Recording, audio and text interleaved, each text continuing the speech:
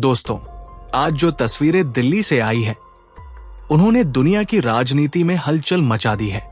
जिस यूरोप को Donald Trump Bharat के खिलाफ अपना सबसे बड़ा हथियार बनाना चाहते थे, वही यूरोप आज अमेरिका को दरकिनार कर सीधा भारत से हाथ मिलाने पहुंच गया है। ये कोई छोटी मोटी मुलाकात नहीं है, बल्कि यूरोपियन यूनियन की सबसे हाई लेवल टीम भारत आई है।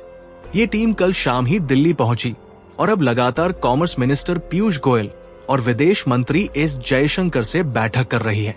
मिशन साफ है, भारत और यूरोप के बीच अरबों डॉलर की ट्रेड डील को फाइनल करना।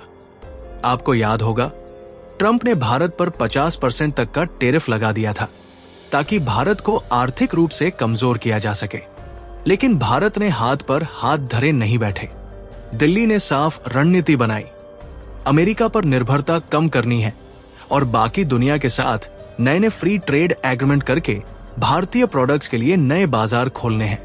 और आज वही रणनीति रंग ला रही है। यूरोप की ये टीम सिर्फ बातचीत के लिए नहीं आई है, बल्कि एक बड़े समझौते की नींव डालने आई है। याद कीजिए, यूरोपियन यूनियन कोई छोटा संगठन नहीं है। ये 27 देशों का शक्तिशाली ग्रुप है, जिसकी इकोनॉमी $20 ट्रिलियन से भी ज्यादा है।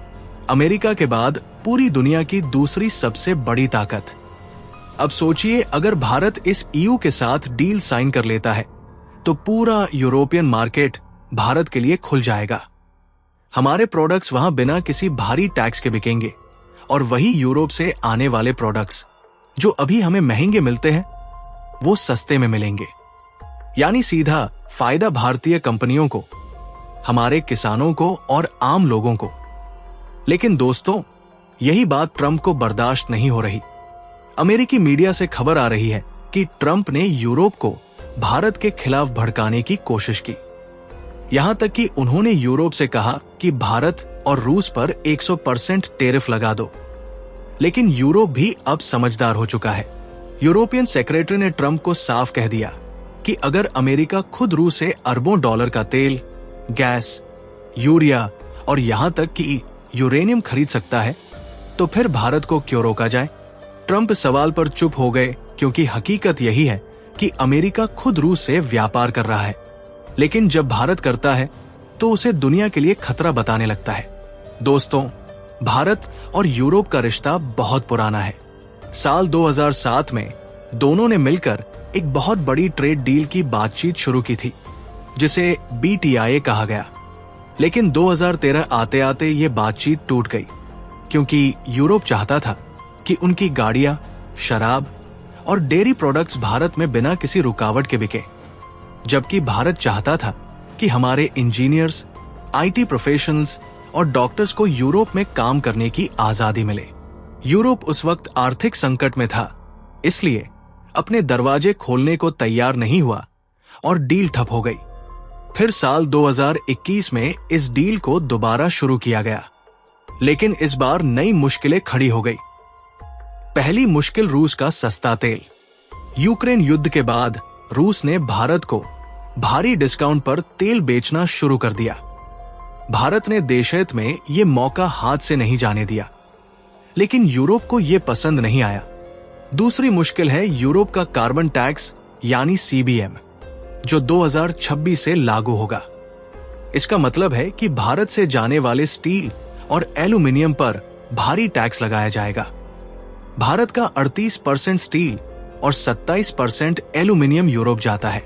सोचिए इसका असर कितना बड़ा होगा। लेकिन इस बार का भारत पुराना भारत नहीं है।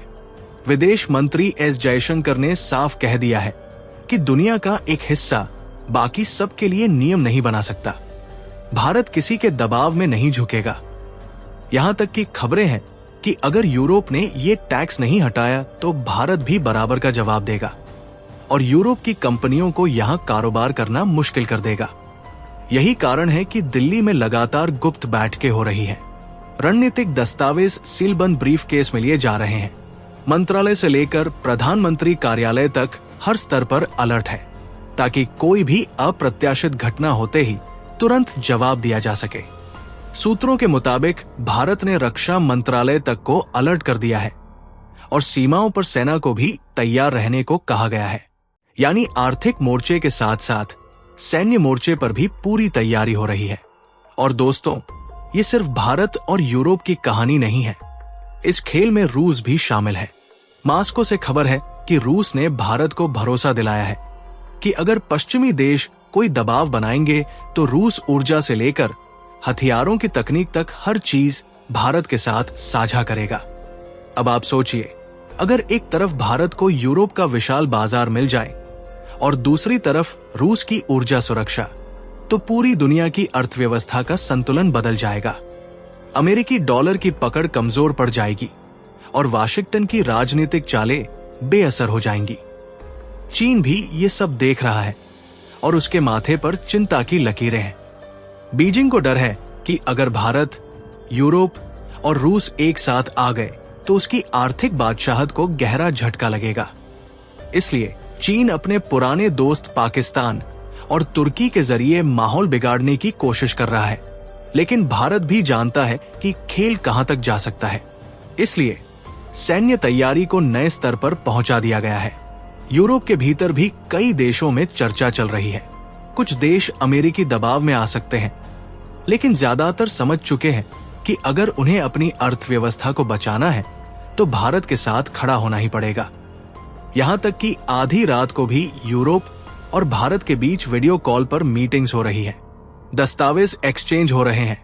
सब कुछ गुप्त रखा जा रहा है ताकि किसी को भनक तक न लगे।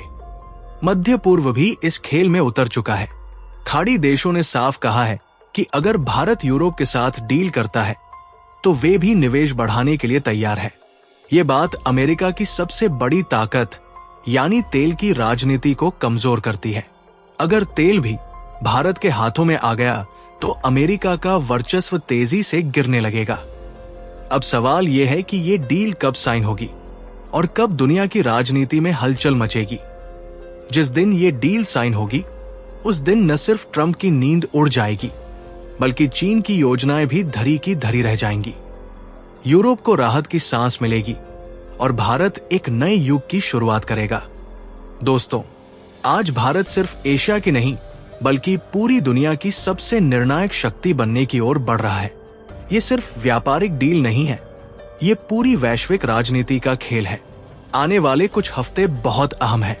यही वो समय है जब भारत को अपनी कूटनीति, अपनी आर्थिक ताकत और अपनी रणनीति का सबसे अच्छा इस्तेमाल करना है। अगर ये डील सफल हुई तो इतिहास में इसे उस पल के रूप में याद किया जाएगा जब भारत ने पूरी दुनिया के शक्ति संतुलन को अपने पक्ष में मोड़ दिया। दोस्तों, सोचिए, ये वही भारत है जिसे कभी पश्चिमी देश सिर्फ एक बाजार समझते थे, लेकिन आज भारत टेबल पर बैठकर शर्तें तय कर रहा है। ये वही मोड़ है जहां से कहानी पलटती है। और यहां आता है सबसे बड़ा ट्विस्ट, चीन। खबर है कि चीन इस डील को विफल करने के लिए बैक चैनल डिप्लोमेसी कर रहा है। बीजिंग ने यूरोप को चेतावनी दी है कि अगर भारत को इतना बड़ा मार्केट दिया गया तो चीन के प्रोडक्ट्स की बिक्री गिर जाएगी।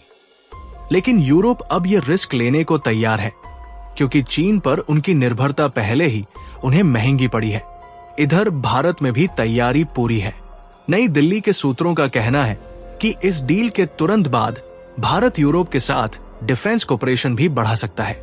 यानी सिर्फ ट्रेड ही नहीं बल्कि रक्षा, टेक्नोलॉजी और साइबर सिक्योरिटी में भी भारत और यूरोप हाथ मिला सकते हैं। मध्य पूर्व भी इस खेल को बड़े ध्यान से देख रहा है। अगर भारत यूरोप के साथ डील करता है तो सऊदी अरब और यूएई भी भारत में अरबों डॉलर का निवेश कर सकते हैं।